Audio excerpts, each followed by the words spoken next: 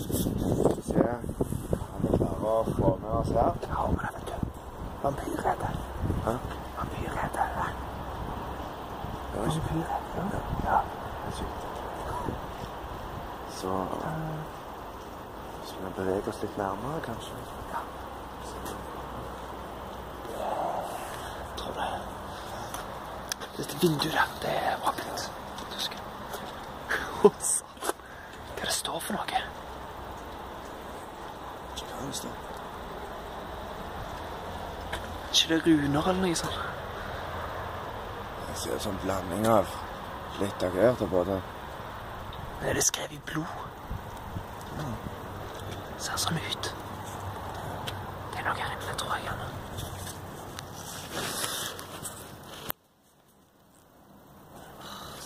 Ser ingenting. Nei, ikke. La oss gå litt rundt, da.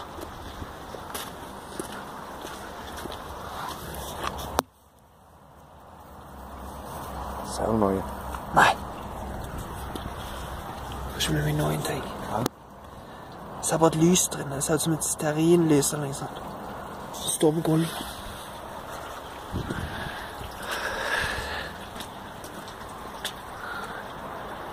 Har du mer beskyttelsesruner, regner jeg med?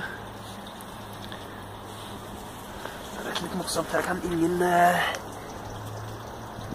trollmann komme seg inn. Det er vann over hele området. Greier vi å åpne det, tror du? Regner med det går noen huler under her, så det...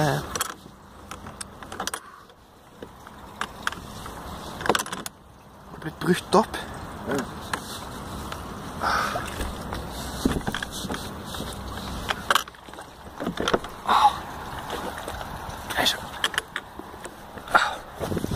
Helvete, altså.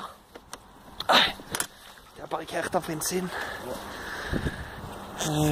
Det som er da at de har sagt, eller folk som bor her sier at det er helt tomt, men i denne bygget, men det forsvinner folk hele tiden fra området. Og vi har da undersøkt litt i arkivet og har funnet ut at det har vært et raid her før, så vi får se om dette faktisk er forlatt, så de påstår.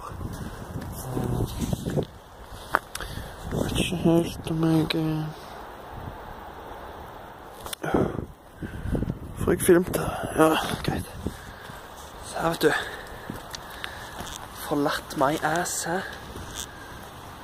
Satan. Går det under bakken? Ja. Prøvde å lurt seg. Ja. Hva ser det oppe? Der, vet du. Og rett under døra.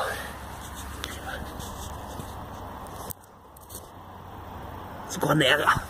Typisk. Lås der, oi.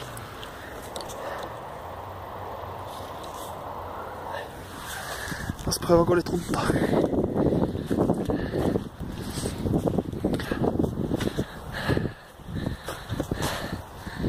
Noen merker etter noe festet på veggen.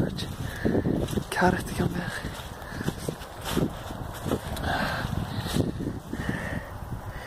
Brannfarlig.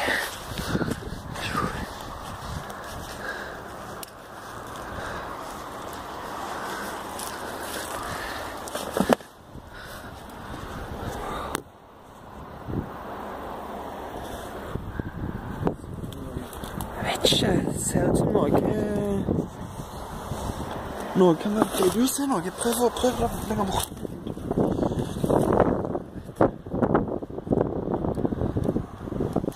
Er du se inn i det vinduet da? Bare få det helt inntil. Mitt kamera lyser ikke godt nok inn.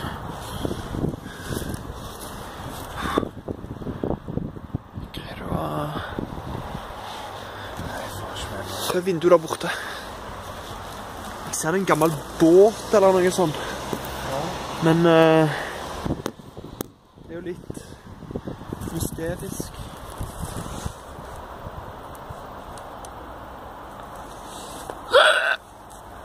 Helvete! Hva faen det var? Hørte du det? Ok. Det er noe der inne. Det er noe som beveger seg.